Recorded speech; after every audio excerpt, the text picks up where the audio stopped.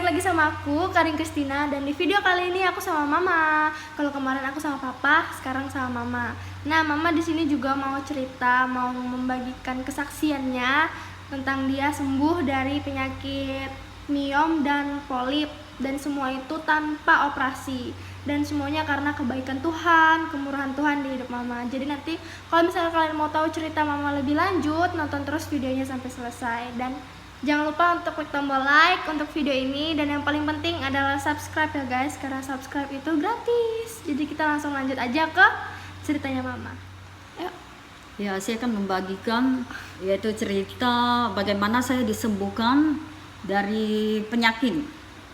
Ya, sebetulnya banyak penyakit yang sudah betul-betul mukjizat itu terjadi. Yaitu kedua, retina mata saya yang tidak melihat semua bayangan itu seperti bayangan hitam, nggak kelihatan ya. Yang kedua yaitu payudara yang sudah keluar darah dan nanah. Nah, ini sekarang saya akan bagikan yaitu tentang bagaimana rahim saya tumbuh, yaitu miom yaitu di dalam rahim, dan di pinggir rahim dekat vagina yaitu tumbuh polip. Nah, saat itu sudah mengalami pendarahan, sudah mengalami sakit yang luar biasa, dimana waktu sakit itu datang, pendarahan itu bukan pendarahan seperti kita biasa menstruasi, itu pendarahan seperti air mancur. Sekali keluar itu darahnya, aduh, betul-betul mengerikan waktu itu ya.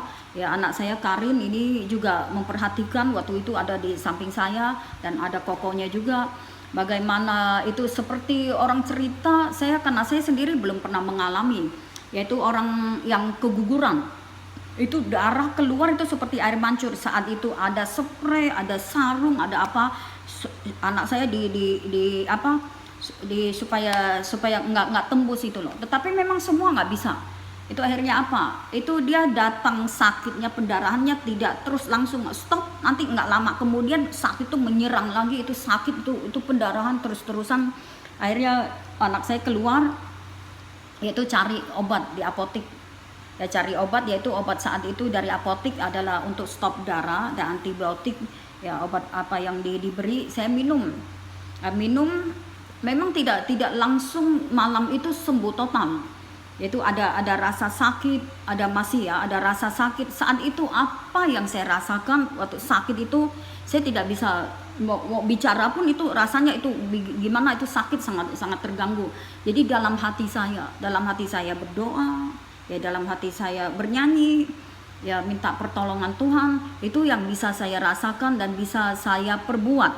Tetapi bersyukur, ya tidak lama kemudian akhirnya saya sudah tidak ada pendarahan, stop pendarahannya.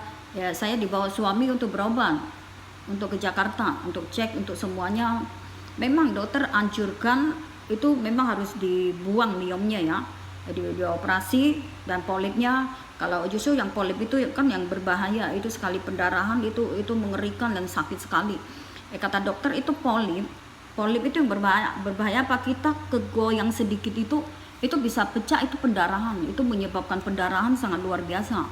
Nah, itu yang saya syukuri, itu saya ke Jakarta, tapi saya menolak, saya tidak dioperasi. Tidak mau dioperasi. Tidak dioperasi, akhirnya dikasih obat, diperiksa semua normal loh. HB apa semua bagus ya, darah apa semua bagus, tidak seperti orang yang sakit gitu. Jadi apa bagus. Akhirnya kami pulang ke Singkawang. Ya, saya bersyukur, memang betul. Akhirnya ketemu Tuhan utus ya, yaitu lewat sahabat kami, yaitu sahabat doa. Dia datang, oh saya juga pernah ngalami ibu, katanya sakit miom seperti ini, malahan saya sudah dioperasi. Nah, tetapi itu tumbuh lagi, kumat loh katanya, itu miom diambil itu bisa tumbuh. Akhirnya apa? Saya syukuri, saya tidak dioperasi, dan saya betul-betul ya mengandalkan, yaitu mengandalkan Tuhan, yaitu kita mengandalkan doa. Ya, kalau doa tanpa perbuatan, kita punya iman tanpa perbuatan itu adalah nol ya, itu adalah sia-sia. Jadi tidak hanya kita jungkir balik setiap hari berdoa, tapi tidak melakukan segala sesuatu. Padahal Tuhan sudah sediakan loh. obat yang sangat mujarab ya, dari tanaman yang Tuhan ciptakan. Akhirnya betul, sahabat saya suruh saya minum bawang Mekah. Abang Mekah atau disebut bawang Dayak. Nah, lalu itu ia bersyukur juga. Waktu di Pontianak itu sangat gampang ya, di pasar itu bisa tinggal beli bawang Mekah atau disebut orang bawang Dayak. Dan satu lagi saya dapatkan yaitu lidah mertua. Itu adalah obat seperti antibiotik itu ya. Nah, itu sangat bagus sekali lidah mertua. Waktu itu saya belum tahu lidah mertua itu kayak apa, bawang Mekah itu kayak apa, manfaatnya untuk apa. Sekarang ini baru lihat di YouTube, memang sungguh luar biasa khasiatnya ya. Lihat Tuhan kita sungguh luar biasa. Tuhan kita sungguh mengasihi umat ciptaannya ya. Sudah disediakan loh semua obat-obat ya. Obat-obat lewat tanaman ya, kita bisa mengkonsumsi dengan harga yang murah lagi. Kalau kita ada tanam sendiri lidah mertua, tidak perlu pakai uang kan, kita beli. Mungkin minumnya agak sangat sulit ya, jadi tidak seperti daun pandan. Dulu saya dicampur, jadi godok lidah mertua dengan air putih biasa, dimasak kita pakai 2 gelas air, dimasak tinggal 1 gelas, jadi kita minum. Sama juga dengan bawang Mekah. Kalau bawang Mekah itu airnya itu merah, tetapi itu tidak perlu pakai pandan, itu bisa diminum. Kalau lidah mertua mungkin agak sulit, jadi saya campur dengan pandan, jadi gampang sekali kita minum. Nah, wangi. Nah, bagi kita yang seperti ada panas dalam, mungkin tenggorokan sakit atau apa, itu lidah mertua itu bagus dicampur dengan gula batu. Ya, gula batu itu sangat bagus dicampur kalau mau ada manis sedikit, yang enggak diabetes ya. Jadi bagus itu dicampur, itu digorok sama-sama, dinginkan, kita minum. Itu sungguh luar biasa. Nah, seperti saat ini kita mengalami sakit penyakit. Ya, mungkin banyak macam-macam penyakit. Ya, seperti papanya Karin kemarin sudah pernah di-share ya. Tentang stroke-nya. Itu juga sungguh-sungguh luar biasa loh itu Tuhan yang campur tangan ya. Semuanya itu kita kembali kepada Tuhan. Kalau kita sungguh-sungguh, yang utama adalah mengandalkan Tuhan. Kalau kita ada uang seberapa banyak pun, kalau kita mengandalkan hanya dokter, mengandalkan hanya obat, kalau Tuhan tidak turun tangan, itu sia-sia toh. Terutama kita, yaitu kita cari Tuhan. Ya, cari Tuhan kita, Tuhan yang benar. Kita tidak cari-cari seperti kuasa-kuasa kegelapan. Ya, kita jangan, kita sudah punya Tuhan. Kita cari Tuhan saja. Tuhan itu sanggup. Kita diciptakan oleh Tuhan. Kita ada ciptaan yang paling mulia, yang sangat mulia. Tuhan mengasihi kita semua. Dan saya selain mengkonsumsi dengan tanaman yang saya sebutkan itu, selain berdoa, yaitu juga disertai dengan puasa. Nah, di sini saya akan membagikan di mana saat kita sungguh-sungguh berpuasa, itu betul-betul kuasanya sangat dahsyat dan luar biasa. Yaitu kita berpuasa bukan istilahnya kita mogok makan. Tidak, ya. Kita berpuasa yaitu kita sungguh-sungguh merendahkan diri di hadapan Tuhan. Kita siapa sih? Itu kita punya Tuhan loh, Tuhan yang sungguh luar biasa. Jadi kita kembali kepada Tuhan, kita sungguh-sungguh merendahkan diri di hadapan Tuhan, kita berdoa dengan sungguh-sungguh dan sambil melakukan segala sesuatu yang baik ya. Saat kita puasa, kita tidak makan, yaitu kita memberi. Ya, kita sedekah, kita memperhatikan orang. Ya, apalagi seperti saat-saat ini, yaitu kita di negara kita Indonesia, itu bagi mereka yang mengalami kesusahan, kita tahu sendiri, yaitu terjadi PHK besar-besaran. Tentunya bagi mereka yang tidak punya pekerjaan, punya anak-anak, punya tanggung jawab, dan tidak ada penghasilan, itu sangat membutuhkan yaitu uluran tangan kasih kita. Mari kita perhatikan kiri kanan kita, terutama yang di dekat sekeliling kita. Kita yang punya, kita yang cukup, kita membagi. Karena saat kita memberikan, saat kita memberi, kita ingat ada Tuhan yang melihat. Semua berkat, rezeki itu diberikan oleh Tuhan. Saat kita membagikan rejeki kita kepada yang lain yang sungguh membutuhkan, rejeki di atas, yaitu di sorga, dari Tuhan itu limpahkan. Itu saat kita memberi rejeki kita, saat kita menolong sesama kita, memberi makan kepada mereka, yaitu seperti kita menabur benih. Seperti contohnya kita menanam padi, saat kita menanam kita akan menuai toh. Kalau tidak menanam kita tidak akan menuai. Saat kita membagi, jangankan kita mikir saya hanya membagi sedikit saja kepada tetangga sebelah. Pada sedikit yang kita bagi, mereka yang tidak punya sama sekali, mereka akan sangat bersyukur. Bagi mereka itu sungguh sudah luar biasa dengan senang. Bahkan mereka mungkin percaya, mereka yang bersyukur, mereka pasti berdoa, Tuhan, ya rezeki yang sudah saya terima, ya Tuhan limpahkan berkah kepada mereka yang sudah memberi. Mari kita saling memperhatikan, apalagi sekarang masuk new normal ya, masuk kehidupan baru. Mari kita perhatikan, kita taati peraturan pemerintah supaya COVID-19 ini tidak tersebar kemana-mana, supaya bisa stop sampai di situ saja, supaya tidak terjadi penambahan angka kematian terus-menerus. Tetapi yang kabar sukacita, kabar gembira yang kita dengar adalah penyembuhan dan penyembuhan semakin terus-menerus. Kita percaya Indonesia akan dipulihkan, Indonesia diberkati, Indonesia dilawat Tuhan kalau kita taat pada pemerintah, pada Bapak Presiden kita Jokowi. Beliau adalah wakil dari Tuhan.